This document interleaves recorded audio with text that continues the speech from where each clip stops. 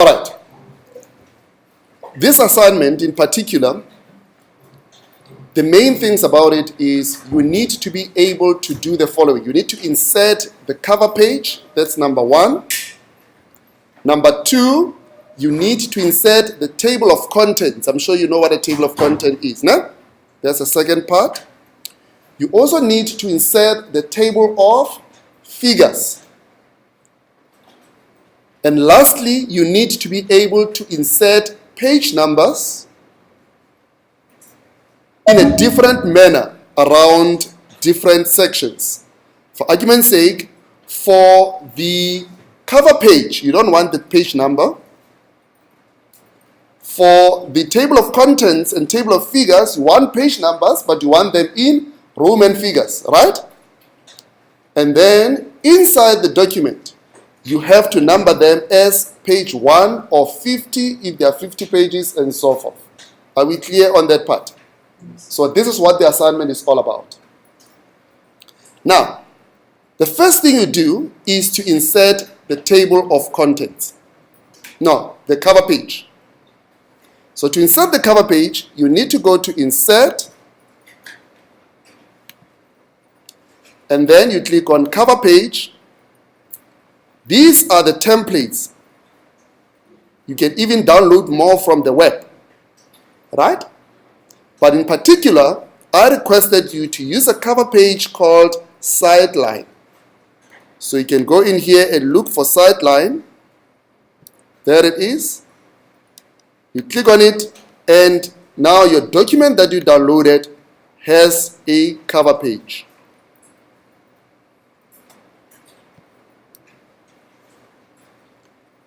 You need to edit the cover page.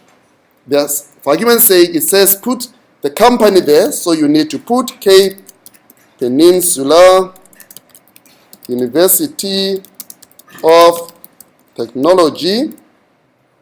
Type the document subtitle. It's up to you what you want to put there, but you can put assignment 3. Scroll down. You'll see that there's name of author, and then you can put maybe Julius if that's you, and then you can pick a date. If this is today that you are writing it, obviously, or if you're going to be submitting it on the next date, then you choose appropriate date. Now your document has now a cover page. The next part is to divide your documents. Remember I said you have to include page numbering in different ways. So there will be page numbers in Roman figure style just for the table of contents and table of figures, right? But the body will have a different page numbering style. The only way you can do that is to put sections in your document so that you can say, for this section, I need this type of page numbering. For this particular section, I need this page numbering, and so forth. You get that? So, we are going to view this document not in the print layout form. This viewing mode, it's showing you exactly the way it's going to be showing on a printout when you print. But I am going to view it in the not so nice way, in the draft view. Why am I doing that? In the draft view, I'm also able to see the characters. You can see that between the cover page, which doesn't look that nice anymore in this view mode, between the cover page and the body, there's something called page break. Page break means anything after the break will go to the next page.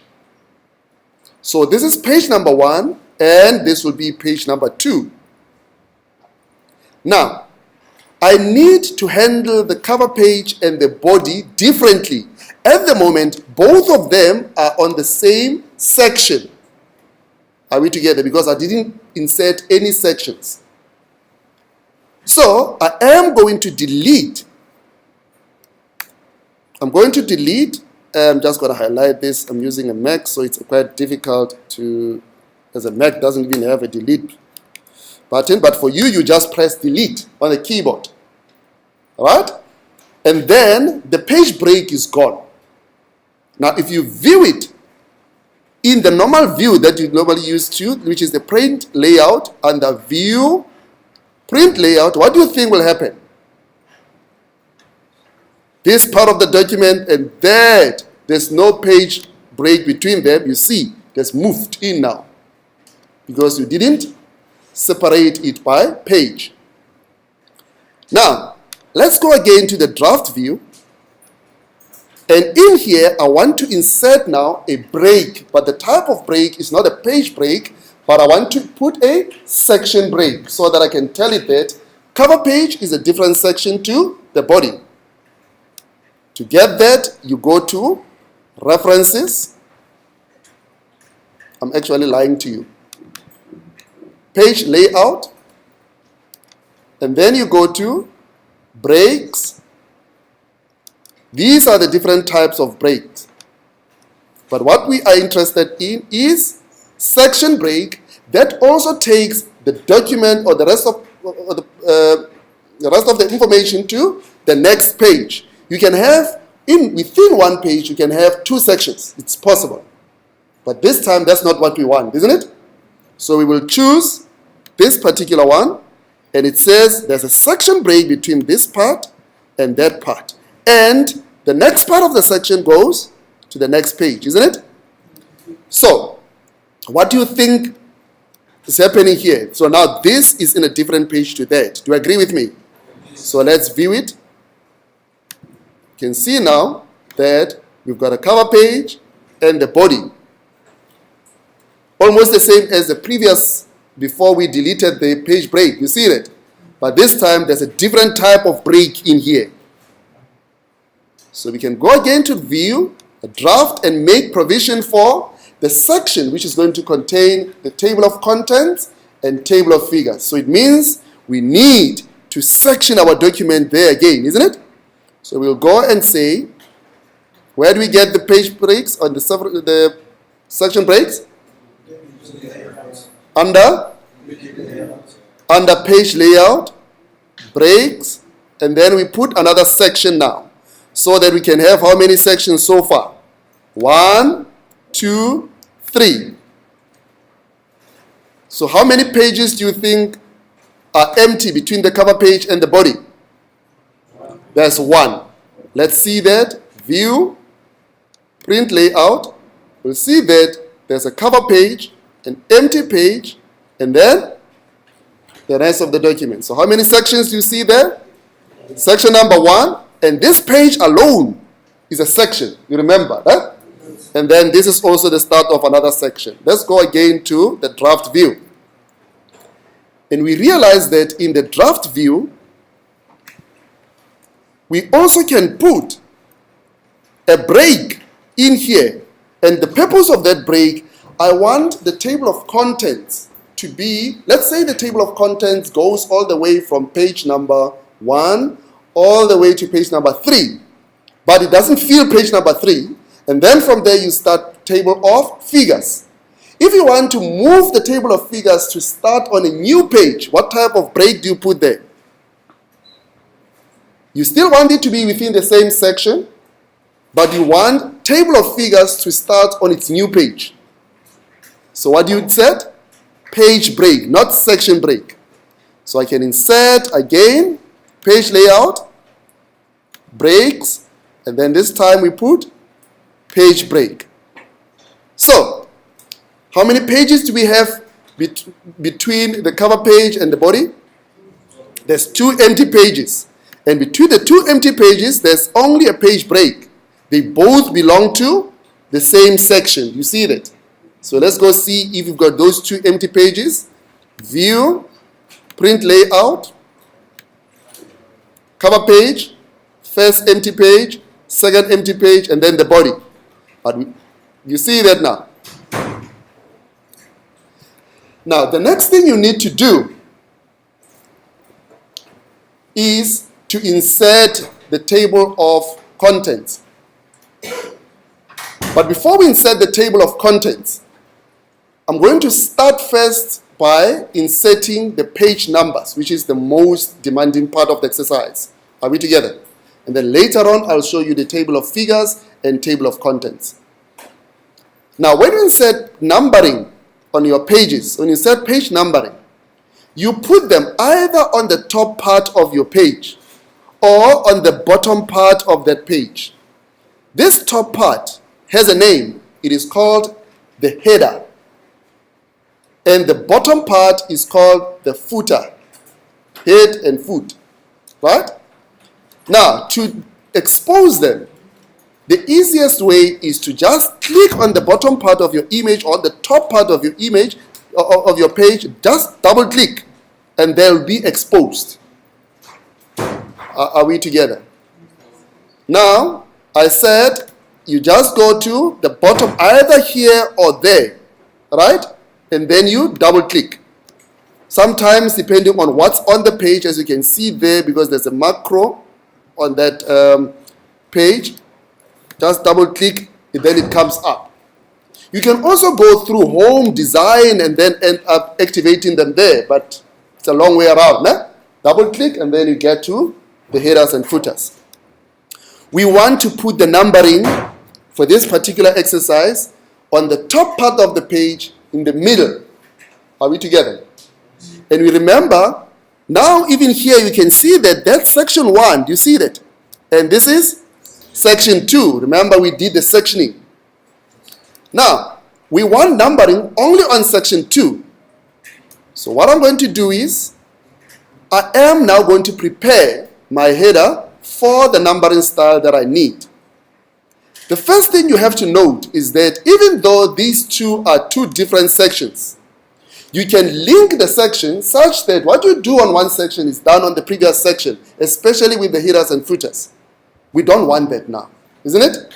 So you need to go to the menu and remember to not link the previous section and the current section. Are we together? Also, if you look at the other options there, you'll see that you can make sure that the one section, the first page of the same section, is treated differently from the rest of the other pages.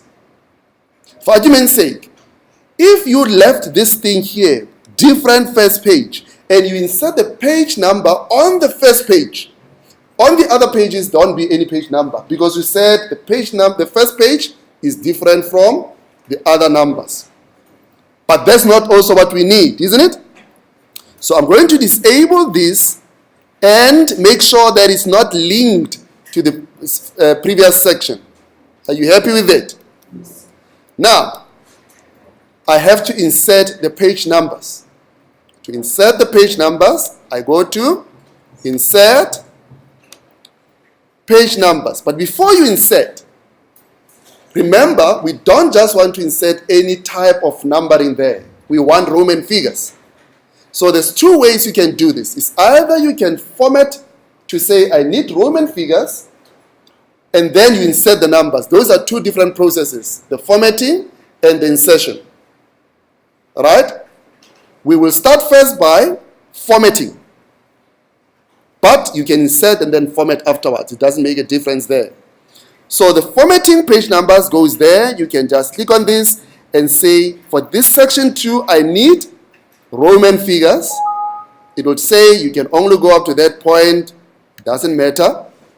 And then you say, on this page of section 2, you have to start on page number 1. Don't say it is page 0.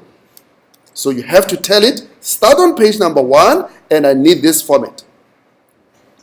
So this is still just formatting. We are not inserting it yet. And then you go, okay, no page number yet. You see that? So now we can insert the page numbers. Page numbering, same menu. Instead of going there, we go and say we need it to be on the top part of the page, the middle center, right? And then you insert, and that's your page number for section number 2. You can check if the numbering proceeds to other sections. That's page number 2, still of section 2. You can scroll down. This is now section 3, and it doesn't have anything. All right. This is only possible if you've got sections in your document. If there were no section, then it was going to put the page numbers throughout the document because we did not put that break. You understand the importance of breaks now? Now we get to from section number 2, we go to section number 3. And in this section, again, we make sure that it is not linked to the previous. If you forget this, whatever you change in section 3 will be changing section 2. So what do? You delink it to the previous one, and you tell it that don't make the first page to be different from other pages. All right. And then we repeat that process again of saying, insert page numbers. We check if the format is correct. And where does it start? Page number 1. So within the very same document, now I'm starting at 1 again. And I'm only able to do that because this is a new section. And then, this is fine. We're happy with that, right? And then I can say, okay. You can see it's already changing there.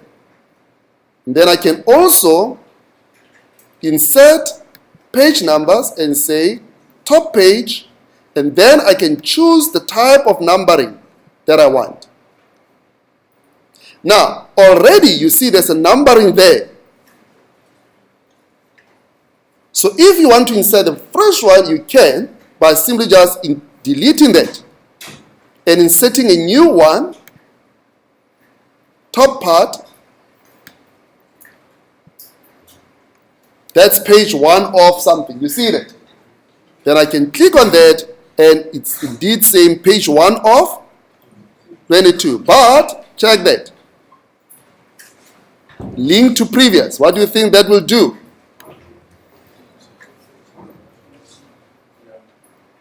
You see what the problem is with link to previous. You forget it, then it changes the previous one. I'm just going to go back until let me just see my previous section.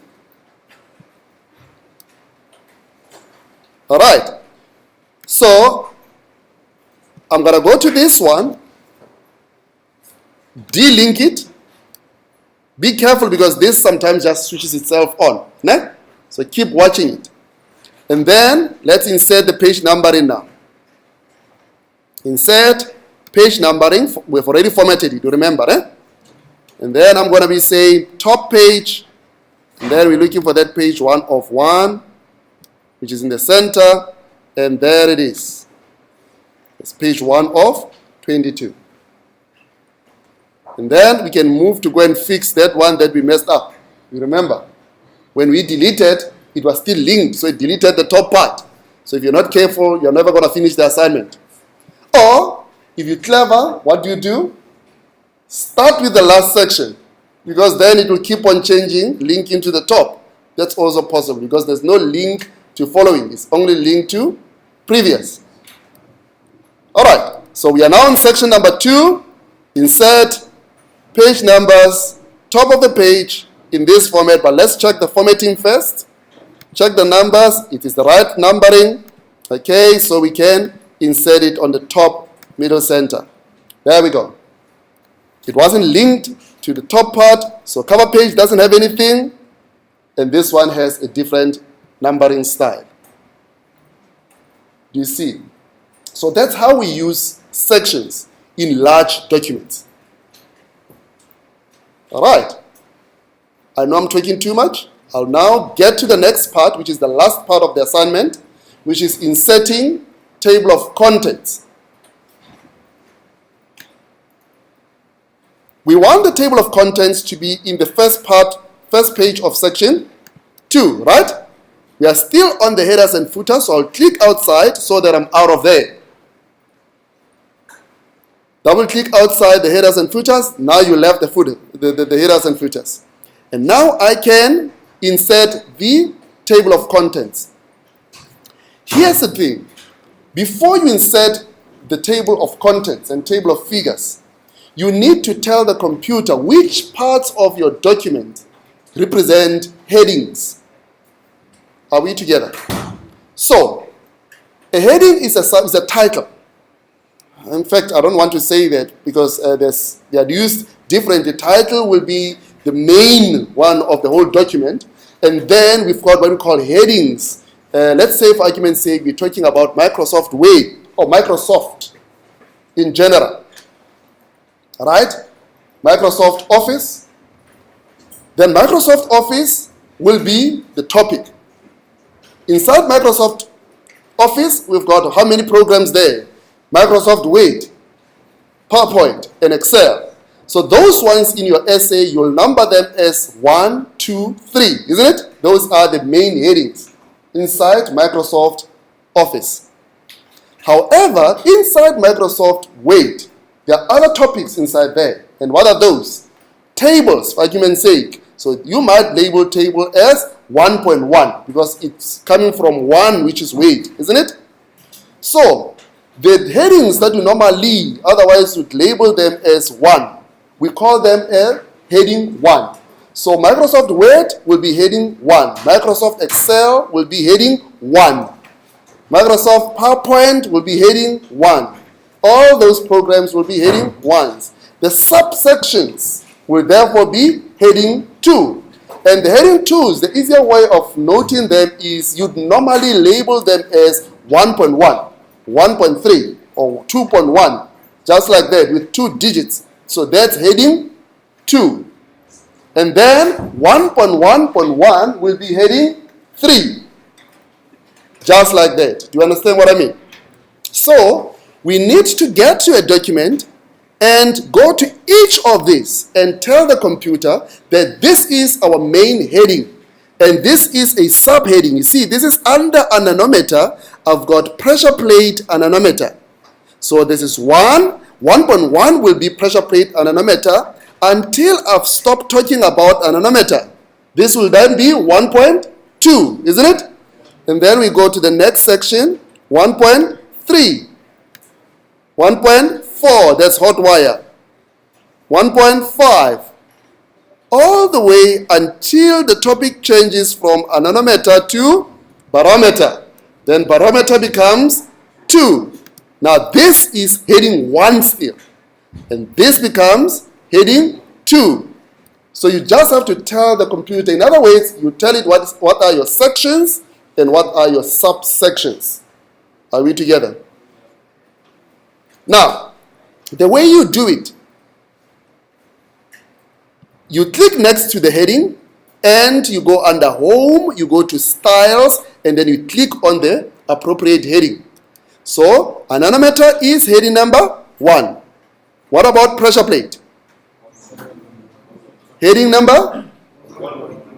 Yeah, but what type of heading? Is heading number 2 because it's under anemometer. You see that? So this is heading number 1. Under heading number 1, you get subheading, which is heading number 2. The subheading will be heading number 3. You understand what I'm trying to say? Now, you just do that and click and say heading number 1. This is heading number 2. And this, just like that, let's just go to the bottom part. This is heading number 2 still, and so forth. So for here, I just gave you 2 levels, heading 1s and heading 2s. Normally, as you type your big document, you then have to change the headings there. Are we together? You type, and as you type, you tell the computer, this is my heading 1. As you type, you don't wait until the document is done. Are we together? So, I've already done that part for you guys of identifying the headings and the subheadings because this is a 21-page document. I've done that part for you, but you need to know how to do it yourself if I didn't give it to you. I've done it so far. Now, all we've got to do then is we can insert the table of contents. And to insert the table of contents, you simply go to, is it insert? Nope, you go to references. And under references, you click on table of contents. And then you choose the appropriate one. We're dealing with headings, all right? So this is table of contents. The difference between this one and that is this one is labeled contents on top. This one is labeled table of contents. All right? It's up to you. I will choose table of contents, and automatically the computer must know that this anemometer is on page 1. That one is on page number 5. You don't have to type it manually if the document was pre-typed properly. All right? However, if you didn't tell it which ones are heading 1s and 2s and whatever, as you are typing the document, then at the end you've got to still do that. Otherwise your table of contents won't work. Similarly, if you're doing table of, you see now, table of contents covers page number 1 and page number 2. But page 3 is empty. Why? Because we said the table of figures must create its own starting page. Remember the page break. So that's why we have still an empty page. So in here, we're going to insert the table of figures. Just like the table of content, you also need to tell Microsoft Word that you've got figures in your document. If you don't tell it that you've got figures, the fact that you can see that these are pictures, it doesn't mean the computer takes it like pictures. Are we together? So, what you do is, you need to click on the page, on the picture. I'm going to cut this label out and I'll tell you why in a moment. When you right click on a picture, you'll get this menu, Insert Caption. This is how you tell Microsoft Word that that is a picture. Are we together? So now I'm going to insert a picture and automatically it says caption, and it knows that that's the first picture you've selected. Right? You can now even include your other things here if you need to just align things nicely. And then remember the information I cut at the bottom there? I'm now going to paste it here so that it shows on the label. I just don't want figure 1 there, isn't it? And then I'm going to say, okay. So just like that, irrespective of where you are in the document, let's say we are here now, and I'm cutting this again, right-clicking on that, and I'm saying Insert Caption. It is not the second image from top, isn't it? But because this is the second one I'm captioning, the computer thinks figure 2. You understand what I'm saying now, right? Now, unfortunately, in this exercise, you've got to caption all of them. I did not caption for you. So that you can remember the table of contents and table of figures needs you to caption properly as you type. So it is on this page. Let us see whether it will remember the one picture that I captioned. Let's insert the table of figures. You simply go to References, Insert Table of Figures. And there you can actually choose the formatting of the table of figures that you like. Excuse me. All right. You can leave everything as is and you simply just click on OK. And it will know that there's figure 1 on page 1. But it doesn't see any of the other figures. Why? They are not captioned. All right. Now, ladies and gentlemen, once you've done this, number 1, you've got a cover page. Number 2, you've got the numbering in the form of Roman figures in the table of contents and table of figures. The last part, you've got page numbering in a form of 1 of 22 from the body of the document. This is the end of your assignment, and you've got 100%, 30 out of 30 points. Okay. Any questions on that?